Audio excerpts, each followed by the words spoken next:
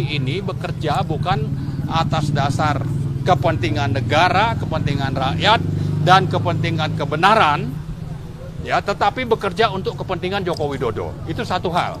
Yang kedua, kita ingatkan juga bahwa proses dulu yang digugat itu buktikan bahwa ijazahnya itu memang benar, asli, dan kalau memang tidak, maka ini harus menjadi tugas polisi untuk memproses itu dulu.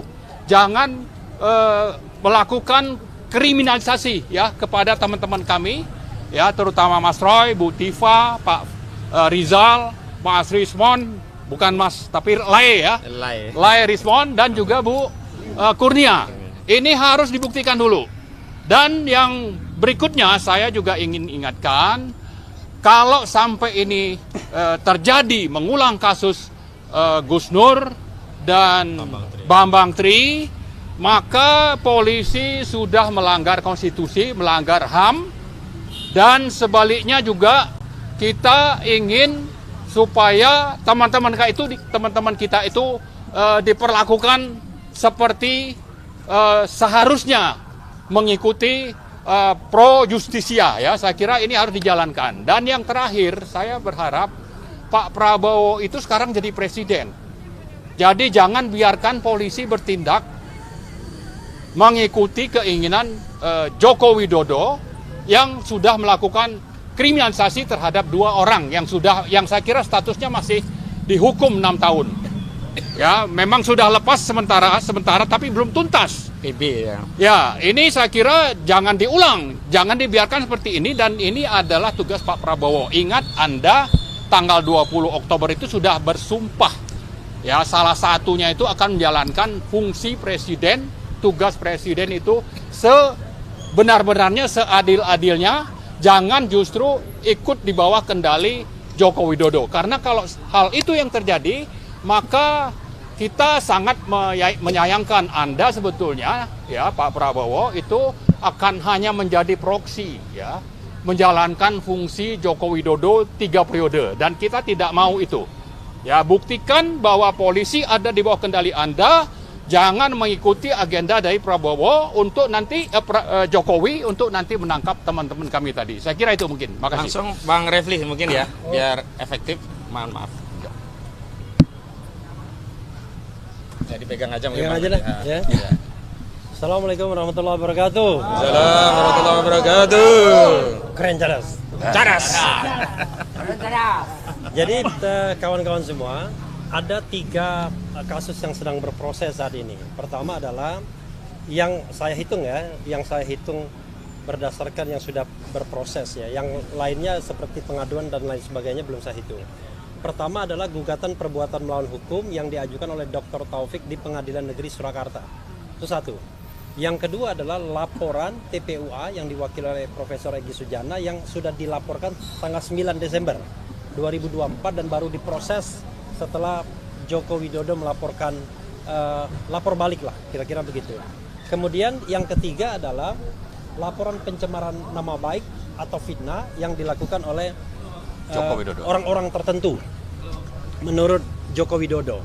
Nah, kalau menurut aturan yang ada ya, Perma nomor 1/1956 sebagaimana sering kita bahas juga, seharusnya yang harus diselesaikan itu adalah yang terkait dengan apakah ijazah Jokowi itu asli atau tidak? Apakah Jokowi mendapatkan ijazah dengan prosedur yang benar atau tidak? Nah, itu sesungguhnya bisa dipastikan di peradilan perdatanya, di Pengadilan Negeri Surakarta, itu perbuatan melawan hukum. Persoalannya adalah sepertinya Jokowi menghindar dari peradilan tersebut. Padahal dia mengatakan akan menghadirkan ijazahnya kalau seandainya diperintahkan oleh pengadilan. Ketika mediasi, mereka tidak mau menampilkan ijazahnya. Bahkan ijazahnya sekarang konon adanya di Bareskrim Mabes Polri. Itu 1. Yang kedua, ada undang-undang tentang perlindungan saksi dan korban, kawan-kawan semua, pasal 10 ya, yang mengatakan kalau ada misalnya tindak pidana atau dugaan tindak pidana pemalsuan dokumen dalam kasus konkret dan kemudian ada laporan pencemaran nama baik yang dilakukan oleh orang yang dianggap melaporkan tersebut, maka yang harus didahulukan adalah laporan tentang ada dugaan tindak pidana pemalsuan dokumen atau ijazah palsu ya. Nah ini terbalik, yang cepat itu adalah pencemaran nama baik dan fitnahnya. Padahal kita tahu bahwa pencemaran dan nama baik jadi relevan kalau seandainya ijazah palsunya tidak terbukti. Tapi kalau terbukti kan tidak relevan lagi. Itu satu. Nah yang kedua yang ingin saya jelaskan juga adalah kalau saya lihat ya sebagai orang hukum menganalisis, sebenarnya tidak ada pasal yang relevan yang bisa dikenakan kepada baik Roy-Suryo, Dr. Tifa maupun calon-calon yang disebut lainnya. Kan yang disebut tuh RS, ES, kemudian T dan K. Kenapa? Kalau kita menggunakan pasal KUHP misalnya, perlu dipahami bahwa Roy-Suryo dan Dr. Tifa ini bertindak untuk kepentingan publik, bukan untuk kepentingan pribadi. Karena itu nggak boleh dikriminalkan.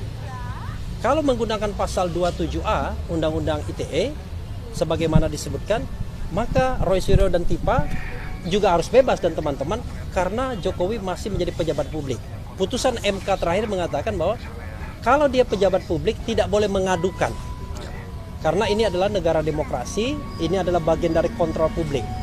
Yang ketiga, pasal 32 dan 35 Undang-Undang ITE yang sanksi hukumnya 8 tahun untuk Undang-Undang 32, 12 tahun untuk Undang-Undang 35 itu tidak relevan diterapkan kepada baik Dr. Tifa maupun yang lainnya. Karena itu adalah bagaimana mengoprak-aprik data elektronik seolah-olah jadi asli dan lain sebagainya. Justru orang yang mengupload itu yang seharusnya dipermasalahkan.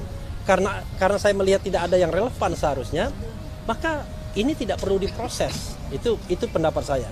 Nah, lagi pula ternyata dari informasi yang saya dapatkan, ini tidak jelas siapa yang dilaporkan sampai hari ini. Jadi dalam undangan klarifikasi yang saya dengar dari Rizal Fadila misalnya ketika ditanyakan siapa yang dilaporkan, nggak jelas. Sementara kuasa hukum hanya menyebut RS, ES, T, dan K. Tetapi tidak secara eksplisit. Seharusnya diklarifikasi dulu kepada pelapor, Anda mau melaporkan siapa? Locus delictinya di mana? Tempus delictinya di mana? Kalau sudah clear, barulah ngundang pihak-pihak lain. Entah itu yang diperkirakan akan dijadikan tersangka, entah itu jadi saksi dan lain sebagainya. Ini seolah-olah, ini terakhir dari saya, seolah-olah belanja masalah dulu. Cari, dapatkan info. Nah, nanti cari lemahnya di mana? Lemahnya di mana, baru kita tersangkakan. Nah, ini kan penegakan hukum yang tidak fair menurut saya ya. Karena kita bicara mengenai prinsip equality before the law. Dan fungsi polisi, penegak hukum sebagai pelindung dan pengayom masyarakat, Kamtibmas dan penegakan hukum yang benar dan adil. Jadi bukan alat untuk kriminalisasi atau alat untuk penguasa menginginkan hasratnya terpenuhi. Apalagi kalau misalnya pokoknya dia harus masuk gitu kan. Ya. Saya dengar itu dari misalnya pendukung-pendukungnya. Masuk, pokoknya tidak mau tahu. Nah, ini kan cara penegakan hukum yang menurut saya tidak benar dan seharusnya Prabowo Subianto tidak boleh lagi mengulangi tragedi ini di era pemerintahan presiden sebelumnya. Kita tahu ada Sarganda Nenggolan, ada Anton Permana, Habib Rizik, Habib Bahar, kemudian ada Jumhur Hidayat, Bunda Mary itu ada juga. Edi Mulyadi. Ini orang-orang yang dikriminalisasi bukan karena melakukan kejahatan seperti garong, rampok, korupsi dan lain sebagainya, tetapi karena berpendapat. Makanya kalau orang berpendapat kemudian bisa dikriminalisasi dan kemudian bisa divonis, maka negara kita adalah negara yang sontoloyo. Wassalamualaikum warahmatullahi wabarakatuh.